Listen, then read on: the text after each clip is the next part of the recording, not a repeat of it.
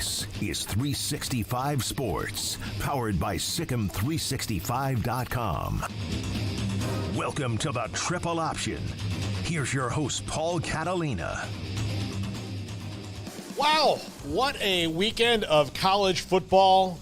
Ridiculous. I missed 2 hours of it, Garrett, because I had to do an improv show last week. And we did an improv show for about, I want to say 16 people. So it wasn't like a big, right. We've had 100 people in that room. It was about 16 people. But it, it was just over the line of where we were like, should we cancel this? Because we were competing with a lot here in Waco. There were like 2 different country concerts with the Fair and Clint Black. I think Travis Tritt was over at Camp Fimfo.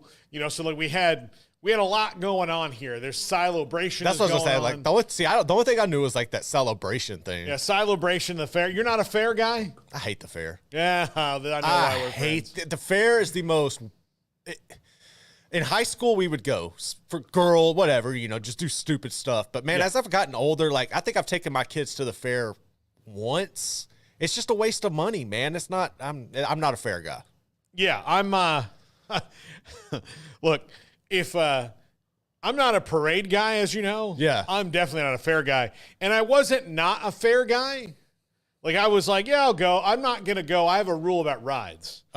It lives in my spot, or I don't go there. Right. So like Disney World, they don't pick up Space Mountain and take it somewhere. Correct. Yeah, right? you got to go to it. Yeah, you got to go to it. Like it doesn't come like I'm not going to be like, oh, hey, Space Mountain's coming to my town. No.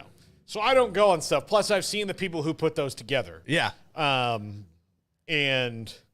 I'm not nuts about that. By the way, I would just like it known. Who won the Pick'em this week? I haven't even looked at the results. I don't even know how I did. Pretty awful. Would you like to know who won overall? By your voice, would it be you? You're damn right it's me. Okay. First dub? First overall dub? Yeah. Okay. So I'm not eligible. Right. And so that means that Paxton is our Pick'em winner. Congrats, Paxton. So congrats, Paxton. So I know for sure I got the Kentucky game wrong because I picked them. I thought Vanderbilt might have a letdown, and I was interested to see how that defense would do with Diego, and Diego's going to Diego. So I know I lost that one. I went with Utah, which, whatever. So I know I lost that one as well, but yeah, interesting. Yeah. So there we go. For the week, I was 9-1. What game did you get wrong? The Utah I picked game? up a game on Craig, too. So which game did I get wrong? I got Ole Miss and LSU wrong. That's your fault. I am glad you got that wrong, buddy. I am glad. Yeah. So Craig went 8-2, by the way. Nice. So I picked up a game on me. But I just told Smokey said last week was a bye week for the staff. You always come up with something. Yeah, no, but I picked Arizona State correctly. I picked Penn State correctly. Texas, Tennessee, Oregon, Vandy, Syracuse, and that game got a little dicey. I didn't think it would because NC State's defense is bad, but I picked Iowa State and I picked Kansas State. So I bet other than having no faith in the team that you love. So I know that's another one I got wrong then is because I took Ohio State. I honestly, and I know I should be smarter and pay attention to what Vegas is saying, but I just honestly did not think Oregon could hang with them, and they damn sure could. You know why I picked Oregon? I went back and changed it after we had Evan on the other day. That makes sense. He convinced me that it was kind of silly they were a home dog. And I was like, okay. Paxton said I can have it. I legally cannot. No, you can't. Stock up on your Wagyu, Paxton. I legally cannot take it. So, no. I wish I could. But I'd be violating all kind of codes of ethics and things like that. But we are in that so we can keep track with you and see how Correct. you're doing. Craig is still first overall, by the way. So that makes sense. But I did pick up a game on this week. He went 8-2. He missed Utah and he picked LSU. He missed Kentucky. He thought that's what I did. Yeah. Yeah.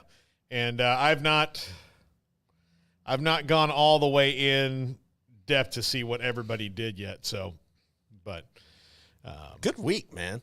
yeah, you missed Utah, Ohio State, Kentucky, and you picked Colorado. Oh, yeah, stupid Colorado. Yeah. So there you go. And let me see if I can find Smokies. He picked Utah. He picked Ohio State. He picked Kentucky. So he was 7-3. You were 6-4. But I was 9-1. Nice, man. Congrats. And an overtime away from 10-0. Although, bragging about picking Penn State, Tennessee, Oregon, or any of those games that were, and Kansas State right, like they all came down to the very, very end of the game. Yeah. In what was the wildest college football weekend ever. By the way, if you see any of us today like swatting, we had a gnat problem this summer. Bad. I took care of it. Me and Emery and Garrett, we cleaned out this place. We scrubbed everything down. We got rid of a trash can that was like really old and full of old spilled Diet Cokes. And that's gone. We are now have been beset by crickets. A full-on World War Z-like invasion all over downtown Waco.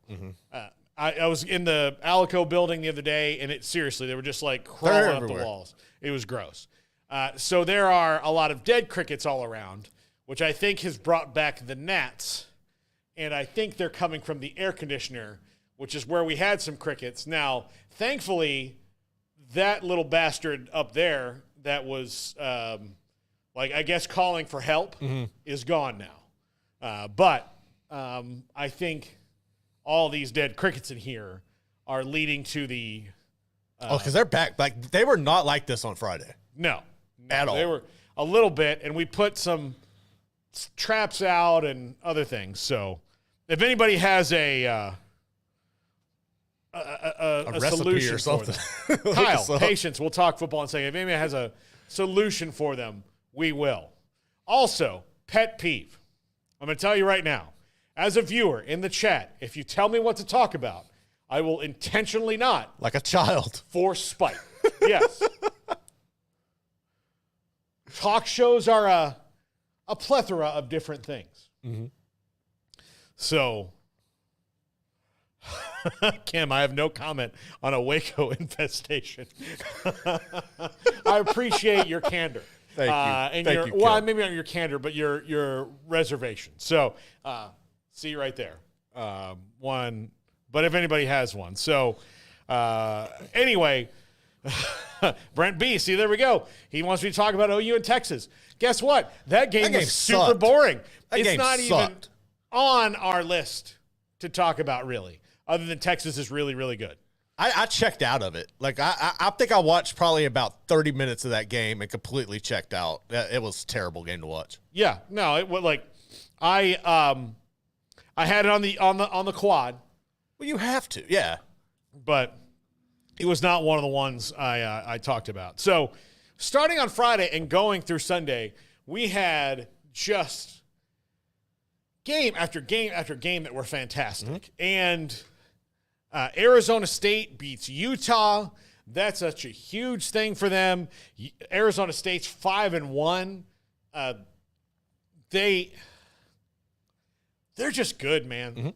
They're just really, really good. And I say really good. They just know how to do it. Their only loss is by a touchdown to Tech, a team that's also good. Right. So they're what Kenny Dillingham has done there is fantastic. And I know that there are bigger games, but I'm just going to go in order throughout the show, and we're going to go bop, bop, bop, bop. Just go right through them. Cam Scadaboo's great. He's so fun, man. Cam Rising is probably done. He was terrible. Although if he's out for the season, he is actually eligible to apply for an 8th year. I don't think he should do that. I think sometimes you have to read the writing on the wall. I kind of feel like I don't think – I could be totally wrong on this. I said what's up to him at Big 12 Media Days. I've never, interacted with him, but I don't think he would necessarily want to do that. I think he kind of understands where things are. And if you go and look at the track record, man, he's been prone to history. I mean, he's been prone to injuries throughout his entire tenure. At this point, what else do you have to prove? I know you still want to be able to play ball if you have an option, and I get that. But at some point, you just kind of got to be realistic. And if you're wanting your university to be better and continue to have success, then you need to turn over the keys to Isaac Wilson and just let him roll, because you're going to hinder his development and the progression of that team and as a whole. I would not be surprised to see Cam Rising hang it up, and I honestly wouldn't be surprised if Whittingham did at the end of the year too, but that's to be seen. Yeah. And I think maybe they already have a succession plan. Yeah. He's already talked. He's talked, pretty openly with us. Well, I think it would be about, this is not. It's not long for him before he's riding his motorcycle and all that. I wish him and Cam Rising would hang it up at the same time, and that Arizona State would do a thing where they just ride out, hit the desert on their motorcycles and just drive out. I think that would be badass. Yeah, like Sons of Anarchy. Yeah. Yeah, absolutely. They've got TCU this week. They should win that. Well, both teams are kind of reeling right now. They're 2-game losing streak and a 2-game losing streak for both of them. Yeah. Yeah, 2-game losing streak for both of them, and TCU's lost 3 of their last 4. I think that Utah's defense is the difference. Would be the difference in that one. I don't think TCU. I'm just kind of done with TCU at this point. Yeah. Okay. Really briefly, we'll talk about Texas and Oklahoma. Texas really good. Oklahoma has no offense. None. And look, if Deion Burke, all their weapons are going to be out, any chance that Michael Hawkins had to make splash plays in that game through the air, were already off the table. Mm-hmm.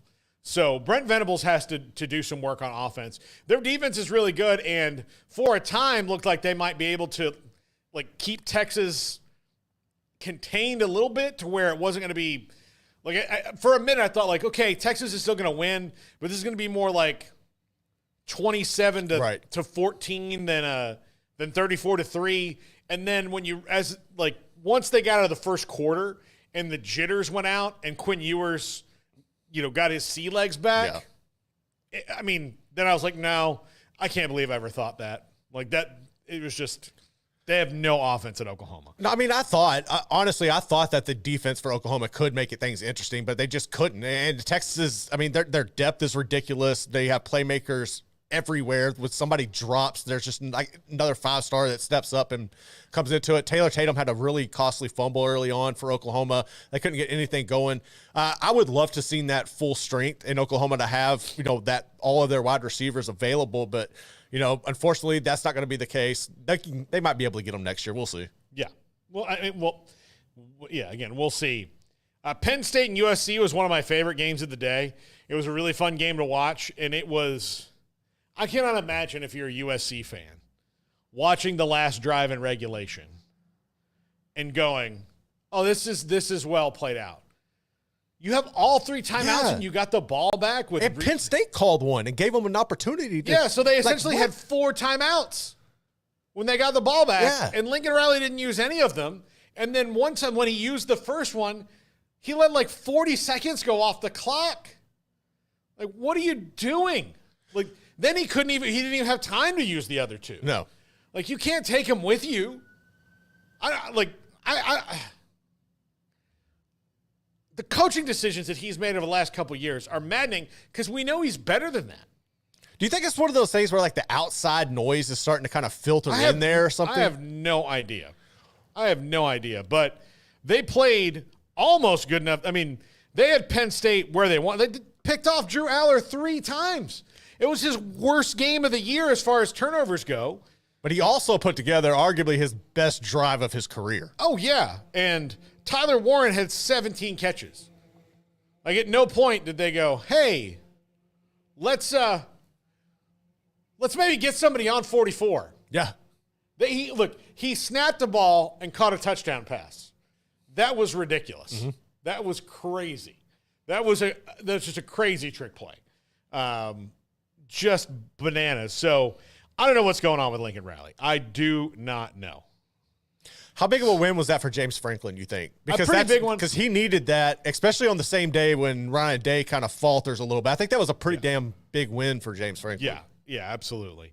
It was a big one. And yeah, especially now, like in the Big Ten, them in Oregon, I mean, they're above Ohio State right now, right? So they have a leg up. Indiana also above Ohio State right now. Like to mention that Indiana is bowl eligible. So weird. BYU also bowl eligible. Iowa State also bowl eligible in the minimum number of games it took to do that. So those are all pretty big surprises this year. Ohio State technically not bowl eligible yet. They could still go 5-7. Do I think that's going to happen? No. That was it. And I kind of want to save that one to the end, Garrett, because that was one of the last ones we saw.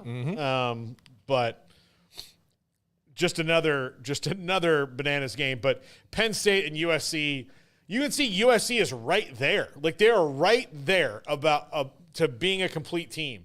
So again, I don't think this is a like let's get rid of Lincoln Riley thing. Like they're right there.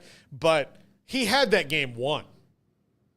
All they had to do was go down and kick a field goal. Well, how much? I know that's on him. At the same time, he should have called the timeouts. That's inexcusable, the clock management down the stretch. But at the same time, like if you're Will Howard, you've got to know in that situation you cannot run the ball. Or if you're going to run, you need to get it quick, get out of bounds, hurry up and spike it or something. That was just overall complete debacle. Who had worse clock management? Lincoln Riley or Will Howard? Will Howard at the end of the Oregon game, Lincoln Riley at the end of the Penn State game. Man, I think they're about equal.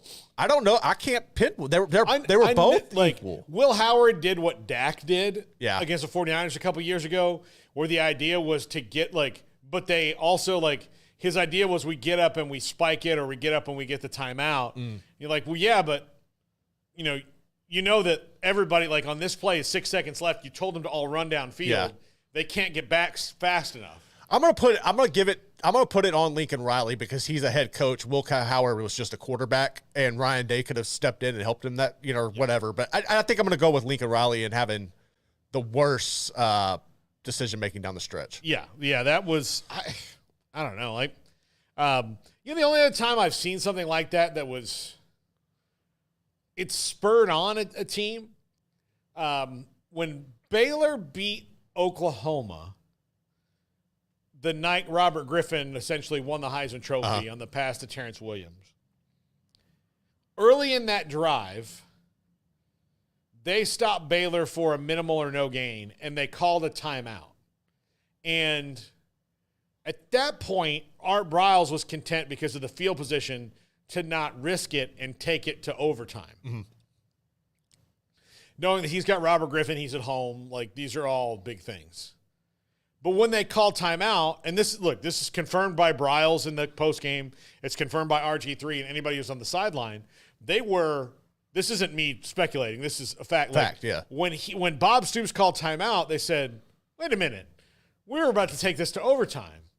All right, if we're going to start using timeouts and doing those things, then let's see if we can make a play here. Right. And so then they made a play and then got into the position where they could make that last throw, which was the most exciting end of a game I've ever personally been at, right there.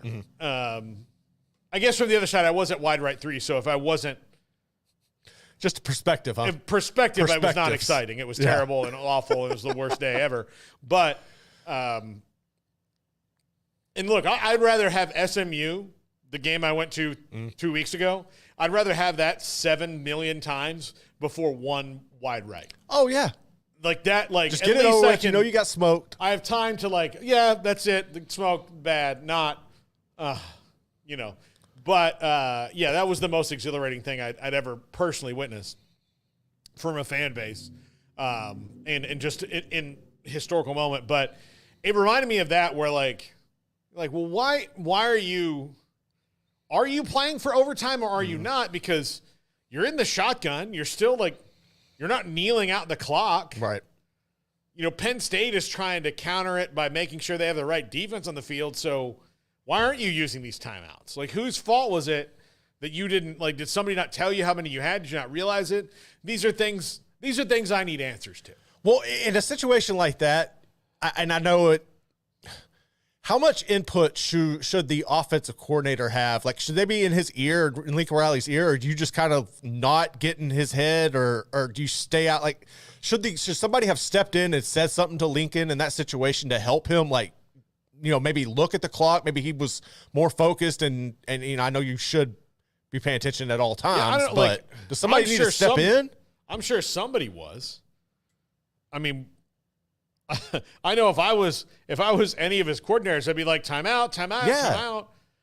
The other question I have is, like, who else can call a timeout? It's the quarterback. Exactly. I'm wondering if Miller Moss wasn't like, should we call a timeout right now? Yeah, because it's like everybody was just frozen. They didn't. It was just weird. And then, like, that play happened, and they kind of let it roll. It's like he thought there was a full another minute left or something. I'm not sure. That was very, very bizarre. That was very bizarre. Now, and the SEC, paid off, like, they delivered on their "we have the most exciting brand of football" propaganda this week. As much as that I hate saying that, they really did, because Alabama almost had the worst double play in the SEC, where the two teams who are perpetually at the bottom of the SEC are South Carolina and Vanderbilt. Mm-hmm. South Carolina has a slightly better history. And by slight, it's like it's a photo finish. Yes. Right?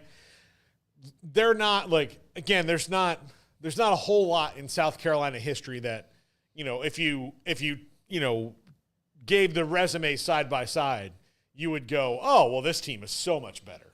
It's not. So Alabama almost had that double play. And if you thought the callers were mad on Feinbaum last week. That's all I kept thinking about. I kept seeing legend in my head. Like, what is he going to do Strike this one, week? dude.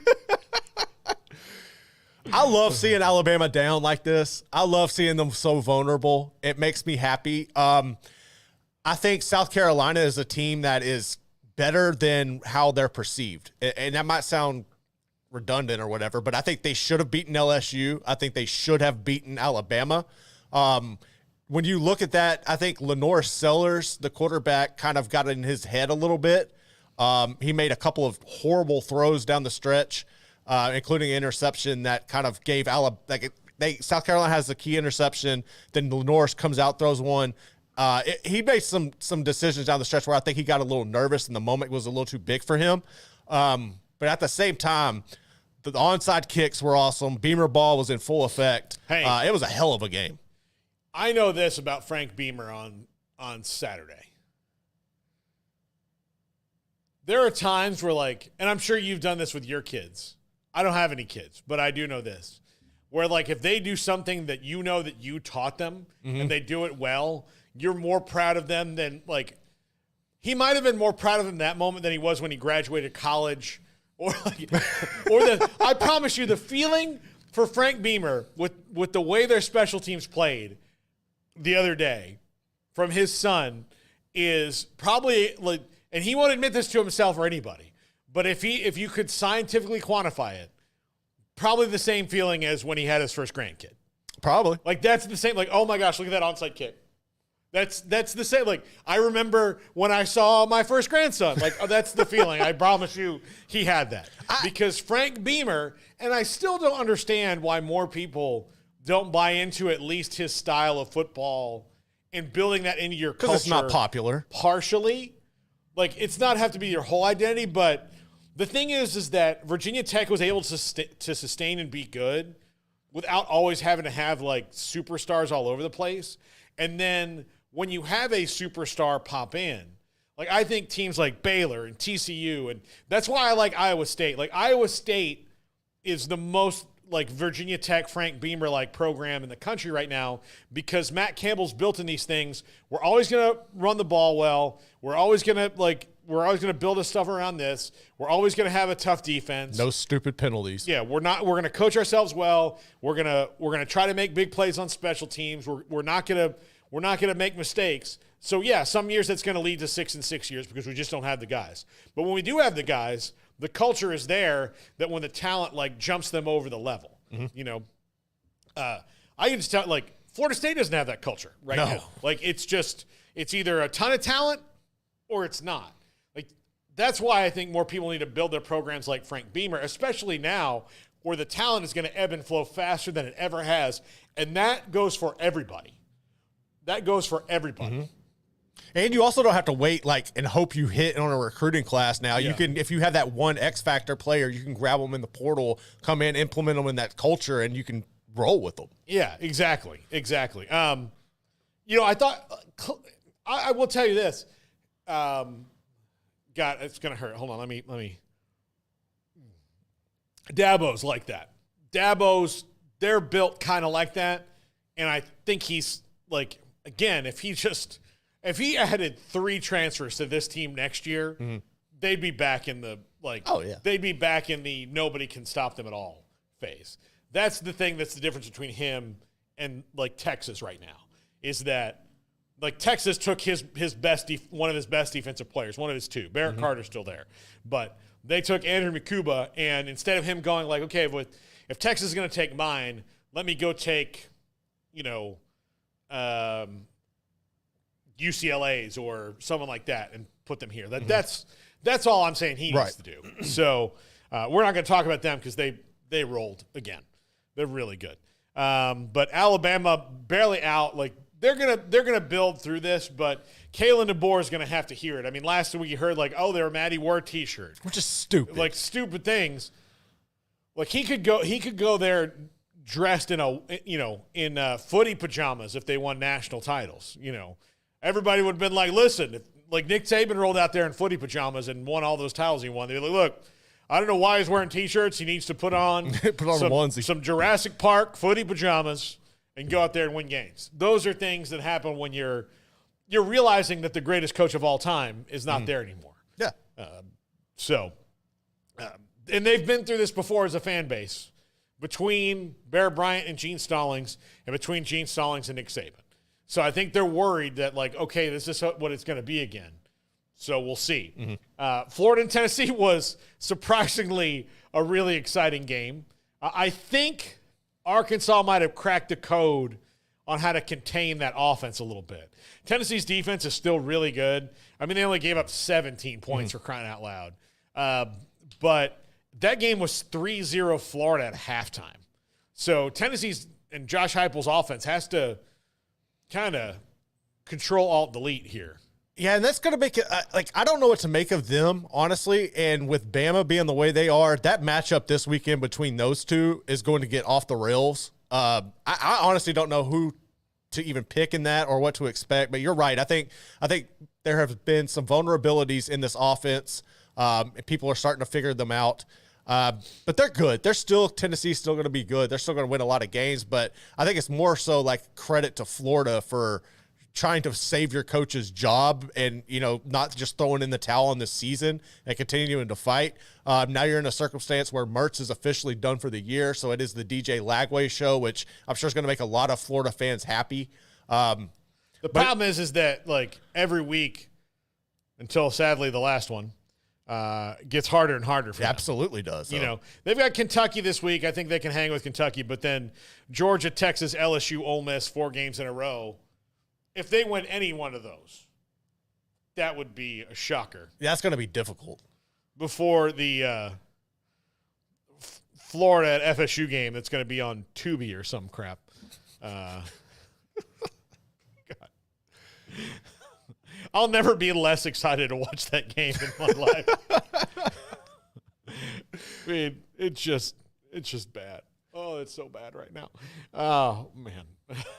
At least there's some good teams in Florida. By the way, I say there's some. UCF ain't one of them. There's one. There's really right now one Miami. really good team. It's Miami. UCF has lost 3 in a row. USF. They're USF. Lost their quarterback. They've got 3 losses now. I like USF. I like what they're doing, but without Byron Brown, it's going to be hard to win. Plus, they had the hurricane this week. They had to play at Camping World.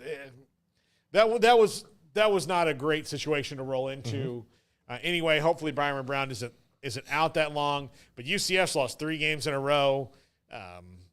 Yeah, I mean, there's legitimately one good team right there now, and it's Miami. Yeah.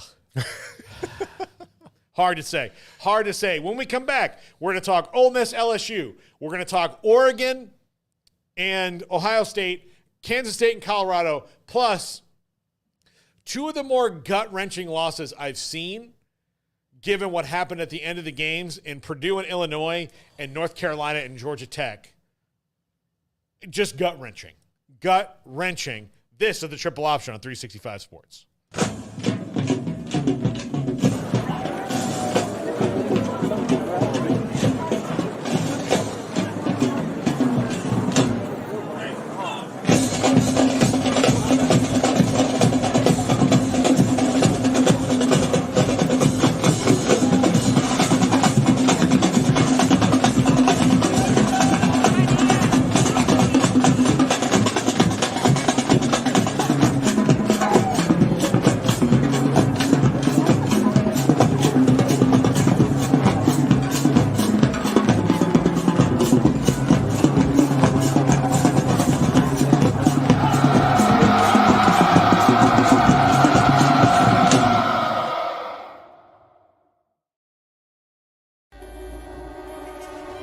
This is 365 Sports, powered by Sikkim365.com. Welcome to the Triple Option. Here's your host, Paul Catalina. Here we go. Conundrum said Purdue versus Illinois, must-see TV. It was. And I'll tell you. That was a hell of a game. I didn't think it was going to be. But it was 50-49 in overtime. And Purdue lost because they took a sack on the 2-point conversion they tried to go for and win the game. So their fourth quarter, they came roaring back. And, yeah, Illinois was on the ropes. But ultimately, you know, they held on and won it. Purdue's offense needed an explosion like that, man. They've had a rough go over the past couple of weeks. Well, it was coordinator gone. It was 24-3 at halftime. Yeah. So, bad teams are going to have games like this most of the time every year where they're right in it with a good team because things start to come together. Or the light goes on, and they were playing with a freshman quarterback and Ryan Brown, like all these things. And then it's just like in the second half. I mean, they scored 40 points or 40, they scored 40 points in the second half. It was crazy. They started lighting it up. So, if you're a Purdue fan, hopefully this starts something for you. And you can get on some sort of roll to build for next season, although they're 1-5. And Illinois holds on and wins. And Brett Bielema's doing a really good job there. I keep wondering if, let me check Illinois' schedule real quick. Okay. They've got Michigan next week, which that's winnable. That's winnable. Then Oregon. That's not. That's not. Minnesota, that's Michigan winnable. State, Rutgers. They have a really good shot. Like this looks like it. They could be 10-2 or 9-3. Very easy. Wow. Rutgers is kind of maybe got smoked. Yeah, they maybe have hit the wall a little bit, but I still think they're a good team. Like they're going to be tough. But the other gut-wrenching loss was, Garrett, you did not see the end of Georgia Tech and North Carolina. No, I did not. I didn't see any of that game, honestly. No, I did. I flipped over to the CW where it was on. And I don't know why. I'm not going to be here for anybody bagging the CW. I like it. It's more opportunity. Yeah. It's everywhere, man. It's everywhere. So maybe the Pac-12 should have used it. Pretty soon. I think they're going to change the name. I think eventually they're going to change the name. Probably. Just rebrand as like a sports thing. Yeah, that would make sense. Or brand it like another network, like they're just because they're moving past a lot of that programming that used to be on there. Yeah. And so they're gonna probably rebrand it more to whatever. But and North Carolina, understandably, I know a lot of you heard the story about the player that 2 years ago was diagnosed with terminal cancer and was told he had mere days or weeks to live. He lived for a full 2 more years. Yeah. And he passed away this week. So this game there was a lot of emotion in it And it was a really good game, really tight game. But their defensive struggles, and this is why it was such a gut punch, their defense is just bad. It's really, really bad. Jeff Collins has no answers for anything. And I felt so bad for Mac Brown. And this is, I think, his last year. That's got to be, man. I really do.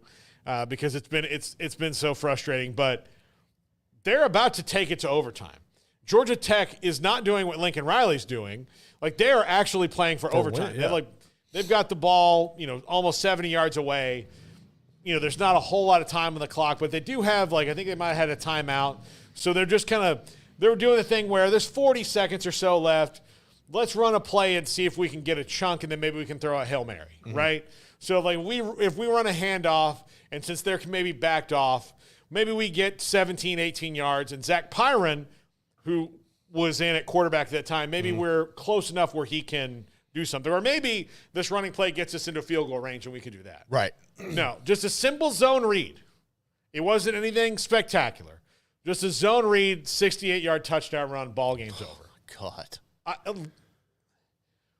Mississippi State beat Florida one time, and I think it was in Ron Zook's last year, with 2 minutes left and one timeout, and ran 6 running plays to win the game against a really bad Florida defense. That's the only other time I remember seeing that. Not that it hasn't, but that's the thing it reminded me of. And that was 6, 7 running plays, whatever it was. They had a good long time when they got the ball back. Didn't throw the ball at all. Just went right down the field, scored a touchdown, and beat them. I think that's the game that did him in. That did him in. He might have coached another. Well, no, he coached out to the end of the season because I was at his last game where he beat Florida State. Also, very painful. We hit. Oh my God, that was the second to last game I was at Doak Campbell Stadium. Before that, there's been some gaps. I haven't been to the Doak in a while, but FSU had 3, Greg Jones and Lorenzo Booker and Leon Washington were all on the team then. 3 NFL running backs, right, to varying degrees of success. Leon Washington and Greg Jones had pretty decently long careers in the NFL as fullback and a backup running back, kick returner. Guys. Lorenzo Booker was he was a high-ranked recruit, but never really, never panned out. Yeah, never really panned out in the NFL, didn't he? And that happens. But I remember thinking about that Mississippi State game, oh man, Greg Jones is going to feast today. This is just going to be the easiest thing in the world. And then they came out they were trying to run the spread all of a sudden, and I'm like, what are you doing? Run the ball at them. They can't stop it. And Florida wins the game and carried him off the field. And I was like, well, this sucks, man. Yeah. Then I moved here. I was so upset about that. So I moved pissed here. you moved. That's when I moved. That's right before I moved. Oh. But yeah, it was a gut punch for North Carolina. I felt really, really bad for him. Cal almost came all the way back too, by the way, against Pittsburgh, and then couldn't get it done at the end of the game. What's up with Pitt? They're good, dude. I know they're pretty good. They're here's the thing. They're good. They're not great. No. But Narduzzi's a good coach. He knows what he's doing. And, Eli Holstein had his worst game so far this year. And apparently they're sawing down a sequoia outside. If you can hear that, I'm sorry.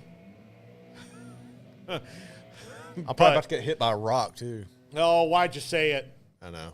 Why'd you say it? But, yeah, Eli Holstein didn't play well. But their defense held on, and, they kept everything in place. I think Jaden Ott might be hurt also. Did he get hurt against Miami? I think he got hurt against Miami. Yeah, he got hurt against Miami, which is a huge loss for them. All right, let's get back into the nitty-gritty, Garrett, here at the end of the show. I'm gonna let you. We'll give some time to talk about LSU and Ole Miss before we get back into some of the other ones. But LSU 17-13 at halftime, and I had the feeling I was at the brewery where we were doing the comedy show, and I was watching it during an intermission, and LSU looked like they were in it, but it just kind of looked like they were a step behind Ole Miss in the first half. And then the third quarter, I got the show ended, got home towards the end of the third quarter, and nothing had happened. And I was like, well, that's strange, right? That's that's really strange that the third quarter went along where they traded field goals. Like what's going on here? Well, the LSU defense woke up. Yeah. Like they woke up, and then in the fourth quarter, same defensive struggle, but Garrett Nussmeier had the one drive he needed to have, got him down the field, scored the touchdown. Then they go to overtime, and Ole Miss was without Trey Harris, and they got the ball first. And you know what was the funny thing? Did you see the coin toss? Yes. It was hilarious. Like Garrett, I Nussmeier called them out, Here's man. the thing.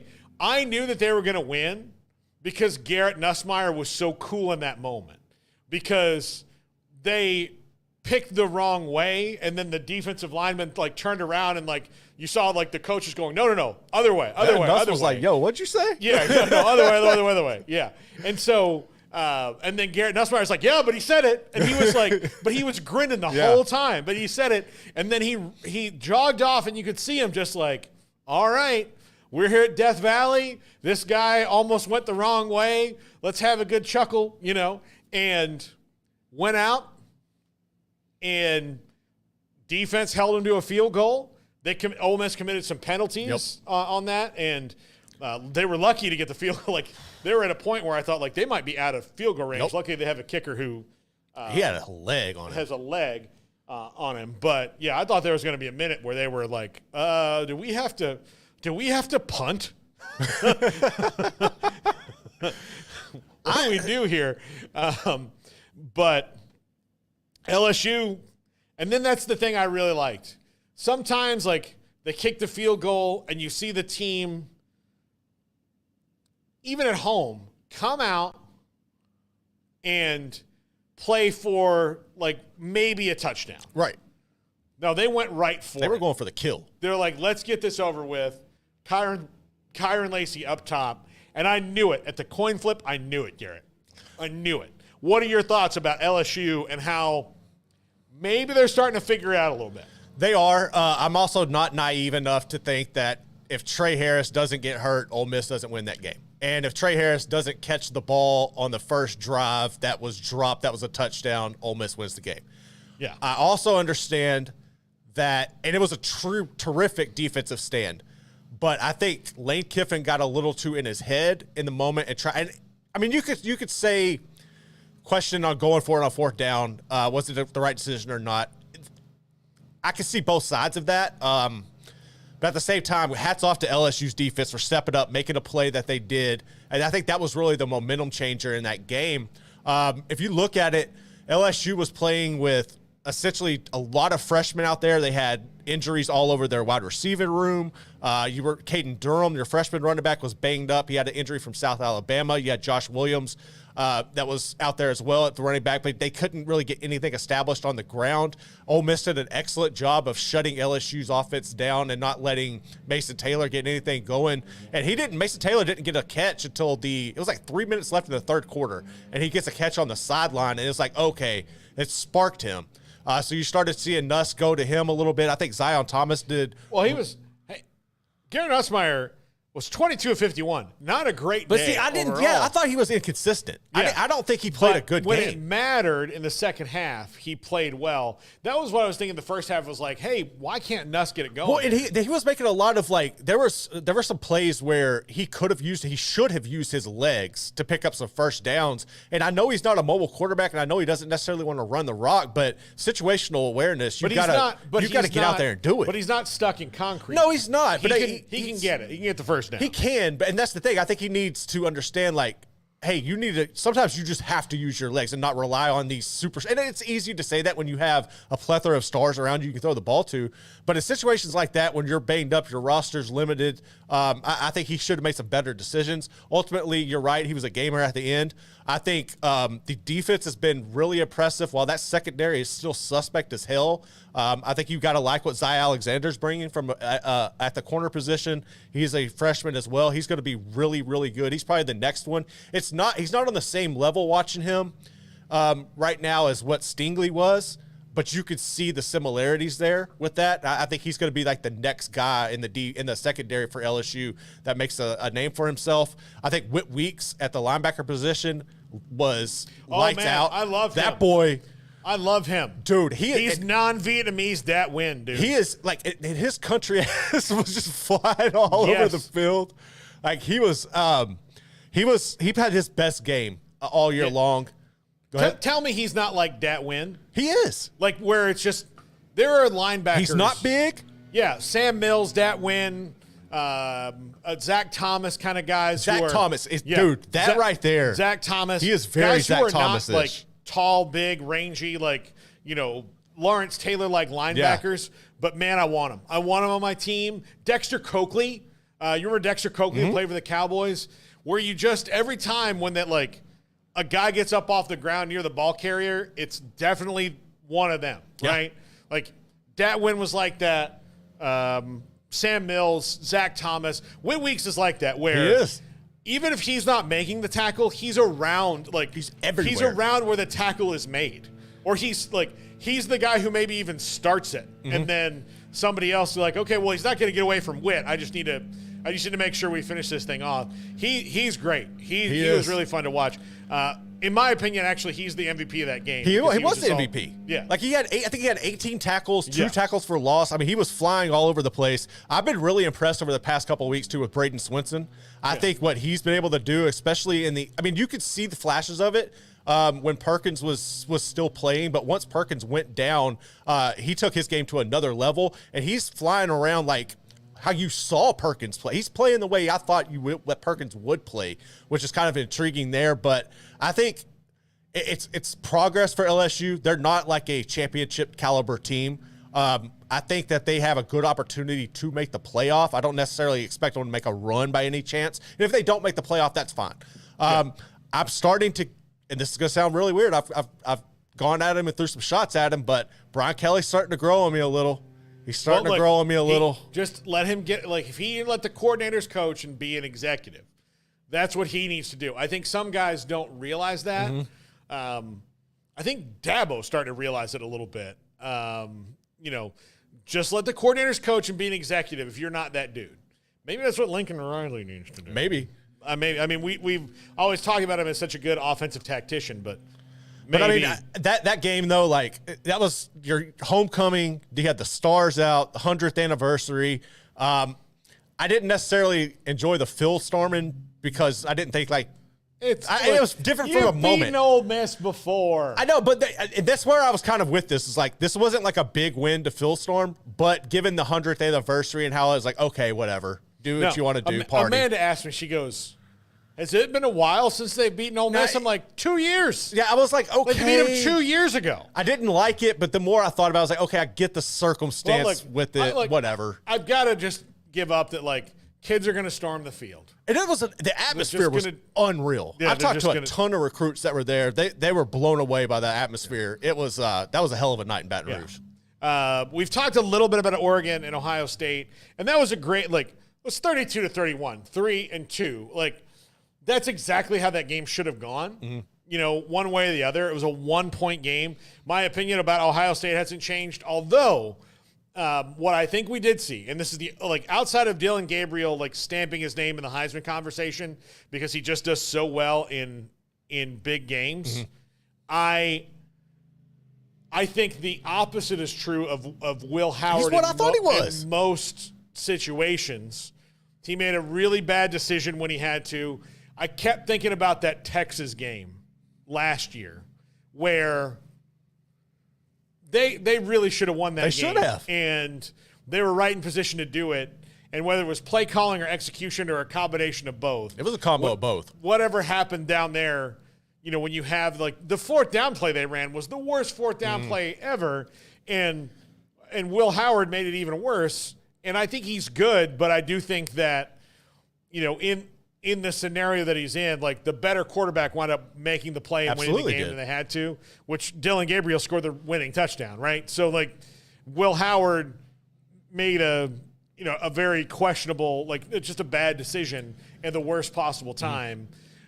Even still, like, everybody's on Will Howard, but Oregon had them in that situation where there was not a lot of stuff that could have happened. Right. But he should have thrown a Hail Mary. Like, no, he should have. Yeah, I mean, that's like the ball should have been out of his hands. I also, like, last week we were talking about this game, we were talking about the environment, and I was mentioning, like, I thought that environment wouldn't be that big of a deal because a lot of the Ohio State players have gone into raucous environments before. There was a lot of talk coming out of that from national pundits about, is Autzen the loudest stadium in the Big Ten, which I thought was kind of interesting, but hats off to them, man. Those people showed up. It's not a big stadium, but they put on a show. They came out to rock, and Oregon's fun, man. I love Dan Lanning. Yeah, no, absolutely. Absolutely. He also, did you see him after the game? Yeah. He honestly looked like he just taken a chunk out of a wildebeest. Yeah. Like he just like, ah. And Duke was like, why wouldn't you want to come play at Oregon? Like, hell yeah, why wouldn't you want to come play at I'm Oregon? just surprised like, it wasn't like blood dripping down his chin. Let's do it. He was geeked up. And then the last game of the night, which I admittedly did not stay up for. I didn't. Yeah. I mean, I thought you might be up a little longer because your adrenaline would be rushing. Oh, dude, I was out 10 minutes after Tyler Tace's touchdown. I went straight to bed, dude. Yeah. I was nodding off at halftime almost. Yeah. Once Ohio State and Oregon and Tennessee and Florida ended right around the same. Tennessee and Florida, like all three of those games kind of ended around the same time. Those real close games. And so then I watched a few minutes of K-State Colorado. Turn it off, pulled the covers over, fell asleep, right? And then I got up in the morning. It's weird. In the middle of the night, got up to go to the bathroom. It was like my body was telling me, like, hey, you got to check that score. Yeah. So then I sat in the bathroom and watched the highlights on mute so I didn't wake up. But you always wondered, can Avery Johnson pass Kansas State to a win? Yep. He did the other night. He did. I mean, he wasn't Peyton Manning or anything, but they made big plays in the passing game. Obviously, the winning touchdown was. I think the biggest story coming out of that, though, is Jimmy Horn Jr. And Travis Hunter. Travis Hunter are both hurt, and we don't know how long they're out yet. So that will be a hindrance. Now, Colorado has Shepard and Wester, guys who have hundreds of catches on their careers in the lineup. So but it's not as devastating a loss as far as being able to move the ball, but when you lose, especially Travis Hunter, who's special, like however long that is going to be tough. No, it is. I think it makes Colorado more on an even par, like with just having those two weapons available than what you technically have. I also appreciated Deion's comments after the game when he was asked about Shiloh, and he was like, I think he played like terrible. I think he played like crap. He got worked on that run, and he reminded me of Deion. Like, you knew Deion never wanted for the contact. It was like watching the one that DJ Giddens. Oh, he worked him, dude. Yeah, like he put a juke on shot. Yeah. Oh my God. But yeah, I appreciated those comments from Deion being pretty candid though. But no, Colorado's still good. But hats off for Kansas State going in there and getting that win. I mean, that was a one that they needed to. Kind of a redemption game for them to kind of right where they're at right now. But what? That's to be expected. Yeah.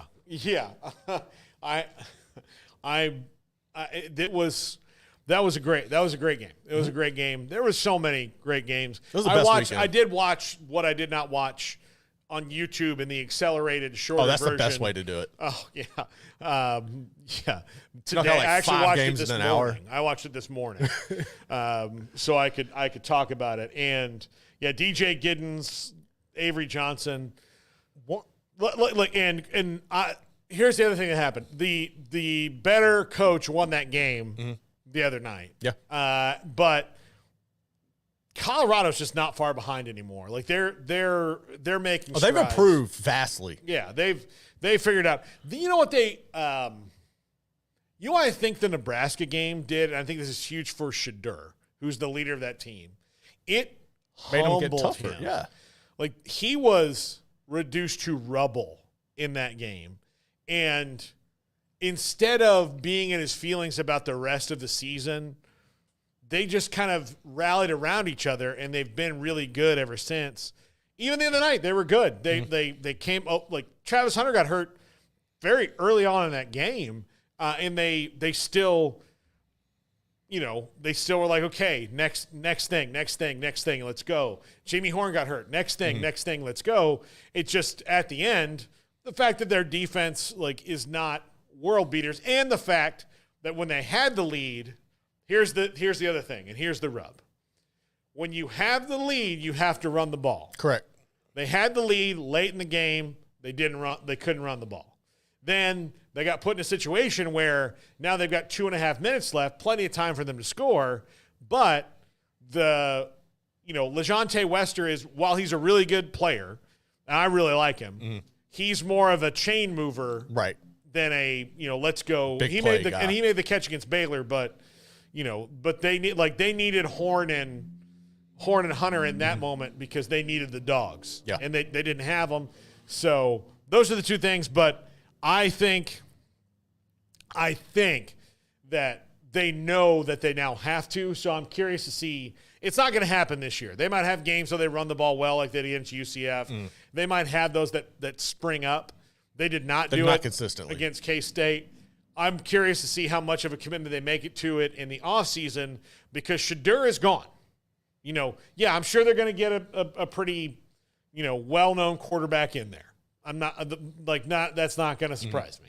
But even still, knowing what Shadur had to do, there's no guarantee that the quarterback that you have is going to be able to carry you like that again. No, Shadur's been doing this his whole life. He's been in that system. Yeah. So, but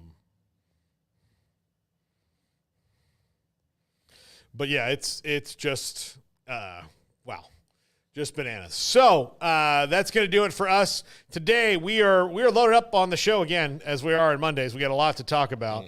But Joey McGuire is going to join the show today. Ari Temkin right after that. We're going to have our Big 12 North pod. We're going to have Chris Karpman from Sun Devil Source on.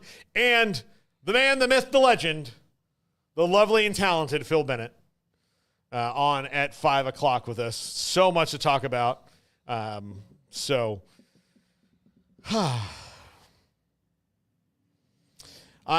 just still basking in my glow for my pick'em win. You're all worse than me for 1 week. No, and you'll let everybody know about it too. You're not. You're not humble by. Here's the deal. I was the only person who was 9-1 out of everybody. That was it. I was just me, 9-1, just me. That'll never happen to me again. It won't.